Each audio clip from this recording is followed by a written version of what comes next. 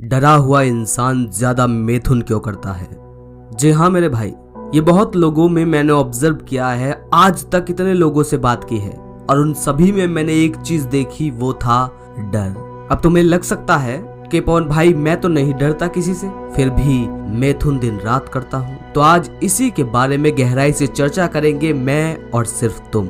पर जरूरी बात यह है कि अगर वीडियो बीच से काट कर सुनी तुमने या आधे में ही निकल लिए वीडियो में से, तो मेरा तो कोई घाटा नहीं होगा, पर तुम्हारे अंदर का डर अंदर ही दबा रह जाएगा जीवन भर, और जीवन भर ही पॉर्न की गुलामी करोगी। आगे और कुछ नहीं है कहने को वीडियो में, हुक बनाने के लिए, ताकि तुम मेरी वीडियो पूरी देखो। नहीं, भाड़ में जाओ तुम सब, वो सब जिन्हें सिर्फ सुनना है, इस्तेमाल नहीं करना। और जो मेरे गहरे भाई हैं, जिनकी कमेंट मैं हर वीडियो में पढ़ता हूँ और इस वीडियो में भी पढ़ूंगा, वो आ जाओ इस गहरी वीडियो में जो मिथुन की लत का पहला वार काट देगी और दूसरा वार तुम खुद उसे करने नहीं दोगे। ऐसे बच जाओगे इस वीडियो के बाद। तुम्हें पता है तुम ज्यादातर समय अकेले रहना पसंद करते हो, है ना? अकेले कमरे में तुम अकेले नहीं रहते, तुम अपने दिमाग की भसड़ के साथ रहते हो, क्योंकि अकेले तो बुद्ध जैसे लोग रह पाए हैं, संत कबीर रह पाए हैं, ओशो जैसे रह पाए हैं, ऊंचे लोग रह पाए हैं। पर फिर भी मैं तुम्हारी भाषा में बोल रहा हूँ, तुम अब पिछले 5 से 6 सालों से अकेले कमरे में रहने लगे हो ना। तुम किसी से नजरें नहीं मिला पाते ना, तुम खुलकर अपनी बात किसी के बीच में नहीं रख पाते ना, तुम भविष्य को लेकर बहुत ज्यादा ही डरते रहते हो ना, तुम्हें अंधेरा और अकेलापन बहुत अच्छा लगता है ना, तुमने बाहर जाकर खेलना बंद कर दिया है, दोस्तों से बातें या घर वालों से वो पहले जैसी बातें करना बंद कर दिया है ना। जानता हूँ मैं, ये मत समझना कि अब तुम बड़े हो गए हो तो तुम अब कम बात करते हो या मैच्योर हो गए हो इसलिए अकेले रहते हो।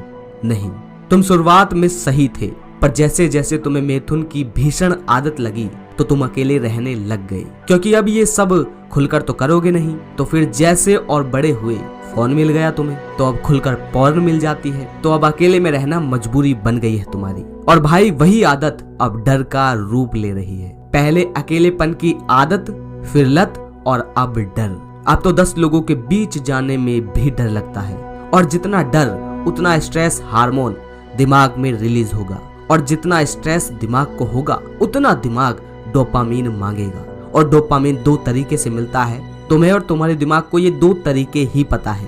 पहला है किसी प्रकार का नशा, दूसरा है मिथुन का। और जितना शरीर डरता है उतना ही ये शरीर प्रजनन की तरफ भागता है। प्रजनन यानी बच्चे पैदा करने की तरफ भागता है।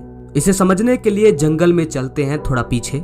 जंगल में तुमने देखा है, जो जानवर जितना ज्यादा मरता है, जितना ज्यादा उसका शिकार होता है, प्रकृति ने ये अद्भुत चीज दी है कि वो जीव उतने ही ज्यादा बच्चे पैदा करने के लिए उतावला रहता है। खरगोश का सांप और दूसरे जानवर शिकार कर लेते हैं तो वो ज्यादा बच्चे और हर 2-3 महीने में बच्चे देते हैं। छोटी मछलियों का ज्यादा शिकार होता है, इसलिए करोड़ों अंडे देती है एक मछली। कछुए के बच्चे ज्यादा मारे जाते हैं, इसलिए ज्यादा पैदा करते हैं। हिरन का ज्यादा शिकार होता है, इसलिए ज्यादा पैदावार भी वैसी ही होती है। जंगल की बात कर रहा हूं मैं। और जिस प्रजाति ने प्रजनन कम किया या अपने बचाव के लिए उसके पास कोई तरीका ना रहा, तो वो आज विलुप्त हो चुके हैं। हम जानते भी नहीं उन प्रजाति का नाम, जानते हो ना ये सब। तो जितना डर का केमिकल होगा, अब डर माने ये नहीं है कि तुम किसी इंसान से डर रहे हो, नहीं, किसी भी तरीके से कहीं का भी कुछ भी अगर डर है, अज्ञानता का कैसा भी अगर तुम्हारे दिमाग में डर का केमिकल होता है, तो जितना डर का केमिकल होगा उतना नर और मादा ज्यादा बच्चा पैदा करेंगे। नर और मादा बोल रहा हूं तो ये मत समझना कि किसी दूसरे की बात हो रही है, तुमको और खुद को ही बोल रहा हूं। हम ज्यादा बच्चे करने के लिए उतावले रहेंगे। तुमने कभी ध्यान दिया है कि एक अमीर आदमी सही समझ और अंदर से निर्भय वाला आदमी कम बच्चे पैदा करता है?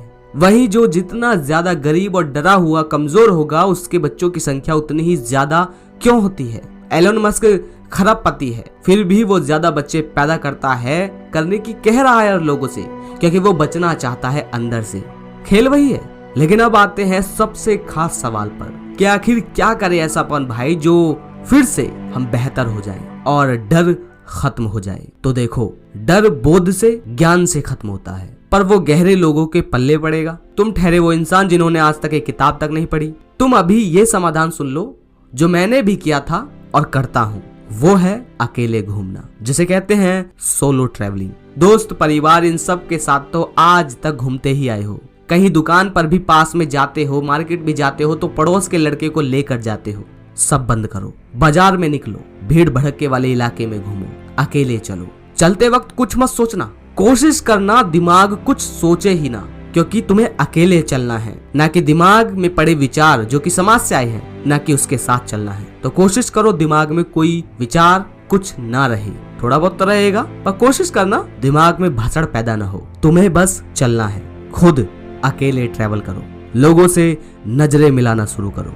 कभी पहली बार जब मैंने भी शुरू किया था तो मुझे भी डर लगा था, अजीब सा लगा था, पर तुम डरते रहना, चलते रहना। जहाँ भी तुम्हारे मन में ये ख्याल आए कि इस गली में नहीं जाना, इस इंसान से नहीं मिलना, डर और शर्म लग रही है, वहां जरूर जाना। जहां लगे कि इनसे बात करने में शर्म और डर लग रहा है, उनसे बात करो और तेज आवाज में बात करो, चिल्लाकर नहीं कह रहा, मतलब सही से। ओके, यात्रा करने से, बाहर घूमते रहने से क्या होगा? तो होगा ये कि पहला तो डर खत्म होगा और तुम्हारे विश्वास और ढर्रे टूटेंगे, और जो फालतू के टेंशन और भविष्य की चिंता लेकर घूमते हो आज तक, वो हट जाएगी। जो सब कुछ जरूरी लगता है अभी, उन सब पर हंसी आने लगेगी। जिंदगी जीने की शुरुआत को समझने लगोगे। अब देखो, भारत में करोड़ों लोग दुनिया में घूमते हैं, वो तो नहीं समझे। क्यों नहीं समझे? क्योंकि वो कुछ पाने के लिए घूमते हैं। कहीं चले गए, किसी से मिल आए ताकि खुशी मिल जाए, मतलब कुछ पाने के लिए। तुम कुछ समझने और जानने के लिए घूमोगे, इसलिए तुम पाओगे। और जो पाने के लिए घूमता है वो और खाली होकर लौटता है, समझे? 1 महीने में तुम्हें सब समझ में आने लगेगा। अकेलेपन की बेड़ी तो टूटेंगे ही। अकेलापन बुरा नहीं, तुम्हारा जो अकेलापन है वो बुरा है, क्योंकि वो अकेलापन है ही नहीं। 7 दिन में तुम असली अपनी मुस्कुराहट को वापस पाने लगोगे। 14 दिन बाद कॉन्फिडेंस से भर जाओगे। 21वें दिन तक तुम साफ साफ देखने लगोगे और लाइफ को जीना कैसे है शारीरिक तल पर ये जानने लगोगे। 30वें दिन तक तुम्हें अपने ही छुप छुप कर मैथुन करने और सेक्स के लिए तलब पर सोचकर हंसी आएगी, और फिर शुरू होगा तुम्हारा असली वर्जन। उसमें तुम्हारी मदद करेगी ये किताब, अकेलापन और निर्भरता।